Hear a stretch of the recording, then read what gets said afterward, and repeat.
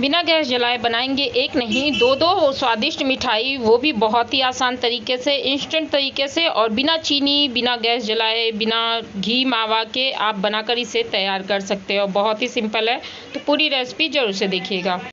Hello दोस्तों, नमस्ते। आपका स्वागत है यूपी की सीमा की रसोई में। तो कैसे हैं आप सब? आई होप आप सब बहुत ही अच्छे होंगे। तो आज हम बनाएंगे एक नहीं बल्कि दो बिना गैस जलाकर रेसिपी, और बहुत ही स्वादिष्ट रेसिपी बनकर तैयार होगी, वो भी बिना चीनी से। बहुत ही हेल्दी रेसिपी है। पूरी रेसिपी आप देखेंगे तो आप इस रेसिपी को बहुत ही आसान तरीके से बना लेंगे।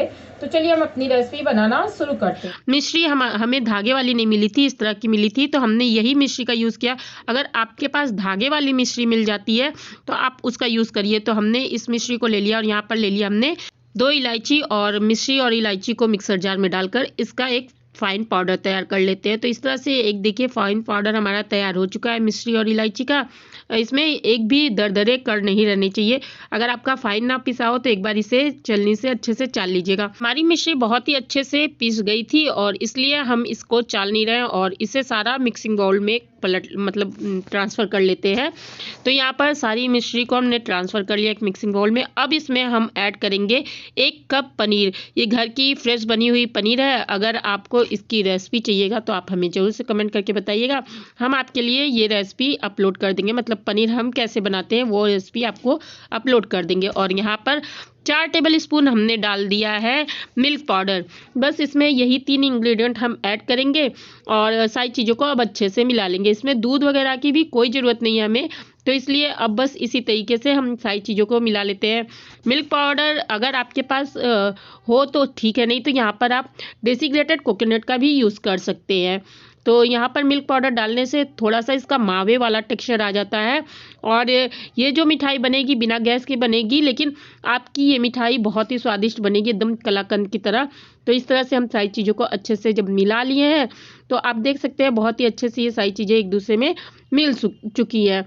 तो अब इसे रख देते हैं एक साइड में, और एक लेते हैं यहाँ पर लेते हैं, और इसमें थोड़ा सा घी डालकर हम अच्छे से इसे चारों तरफ से ग्रीस कर लेते हैं। जब आप अच्छे से चारों तरफ से घी लगाकर ग्रीस कर लेंगे तो यहाँ पर आप चाहे तो एक बटर पेपर भी लगा सकते हैं, और बिना बटर पेपर के भी आप इसे आराम से इसमें सेट कर सकते हैं। तो हम यहाँ पर जो मिठाई का सारा मिश्रण तैयार किए थे इसमें डाल देते हैं, और इसको अच्छे से स्पैचुला की सहायता से हम फैला लेंगे। ऐसे बहुत ही आसान तरीके से ये इस तरह से फैल जाता है और बहुत ही आसान तरीके से ये सेट हो जाता है। तो इस तरह से हम चारों तरफ से इसे अच्छे से फैला लिए हैं। तो दोस्तों, आपको हमारी रेसिपी कैसी लग रही है? रेसिपी अच्छी लग रही होगी तो रेसिपी क्लिक लाइक करके चैनल को सब्सक्राइब करके बेल आइकन जरूर से दबा दीजिएगा, और अपने दोस्तों के साथ ये रेसिपी शेयर करिएगा। तो यहाँ पर थोड़ा सा हम इसे बादाम के टुकड़ों से गार्निश कर ले रहे हैं। इस तरह से हमने बादाम कट करके रखा था, उससे अच्छे से इसे गार्निश कर देंगे, जिससे इसका लुक बहुत ही अच्छा आ जाएगा। आप कोई भी ड्राई फ्रूट यहाँ पर डाल सकते हैं।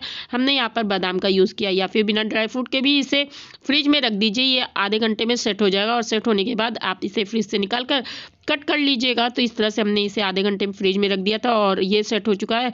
तो अब एक प्लेट की सहायता से हम इसे अच्छे से पलट कर निकाल लेते हैं। इस तरह से हल्का सा आप इस पर प्रेस करेंगे तो ये अच्छे से निकल जाएगा। तो देखिए बहुत ही अच्छे से हमारा मिठाई सेट हो चुका है, और इसको अब एक प्लेट की सहायता से पलट लेते हैं।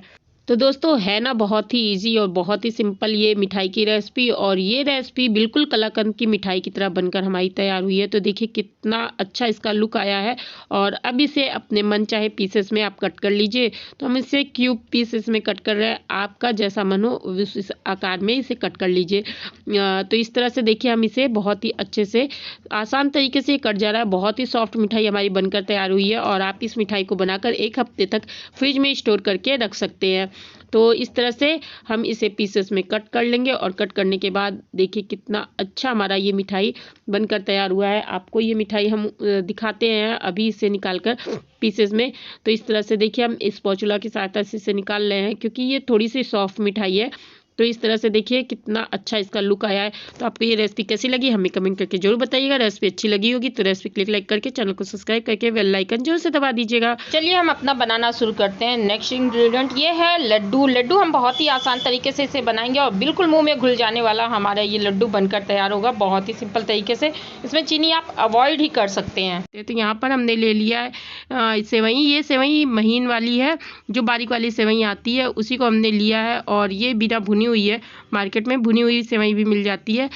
तो एक बार हम इस सेवई को भून लेते हैं। तो गैस पर रख दिए कढ़ाई, उसमें डाल दिए 2 टेबल स्पून घी और सेवइयों को इस तरह से डाल देंगे। हल्का सा आप इसे क्रश कर लीजिएगा, यानी तोड़ लीजिएगा, नहीं तो जब आप इसे कढ़ाई में डालेंगे तो तोड़ने में बहुत ज़्यादा दिक्कत होती है।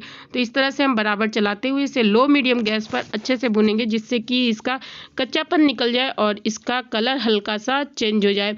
तो आप लोग सोच रहे होंगे कि सेवई से हम क्या करने वाले हैं, तो हम आपको आगे बताते हैं कि हम सेवई क्यों भून रहे हैं। तो यहाँ पर सेवई को भूनकर हम इसको अच्छे से लो मीडियम गैस पर भून लेंगे और फिर गैस की फ्लेम को बंद करके इसे रख देंगे ठंडा होने के लिए निकाल कर। था हमारा पहला इंग्रेडिएंट लड्डू का। और दूसरा इंग्रेडिएंट है ये पार्ले जी का बिस्किट। हमने पार्ले जी का, हमारे पास बड़ा पैकेट था तो उसमें से हमने 2 पैकेट ले लिया है। मतलब आप समझ लीजिए ये 10 वाला पैकेट है, तो 20 रुपए का हमने 2 बिस्किट ले लिया है। और इन बिस्किट को हम इस तरह से तोड़ लेंगे हाथों से, यानी क्रश कर लेते हैं। तो इस तरह से हाथों से हम सारे बिस्किट को अच्छे से क्रश कर लेंगे। और बहुत बड़ा पीस रहेगा, तो अगर आप इसे मिक्सर ग्राइंडर में ग्राइंड करेंगे तो ये टुकड़े इसमें रह जाएंगे, इसलिए हम थोड़ा सा इसे छोटा छोटा कर लिए हैं और इस तरह से सारा मिक्सर ग्राइंडर में डालकर अच्छे से इसे ग्राइंड कर लिए हैं। तो यहाँ पर सेवई हमारी अच्छे से ठंडी हो चुकी है और उसमें से थोड़ी सी सेवई हम निकाल कर अलग रख लेते हैं। इसका हम आगे क्या करेंगे आपको बताएंगे। तो इस तरह से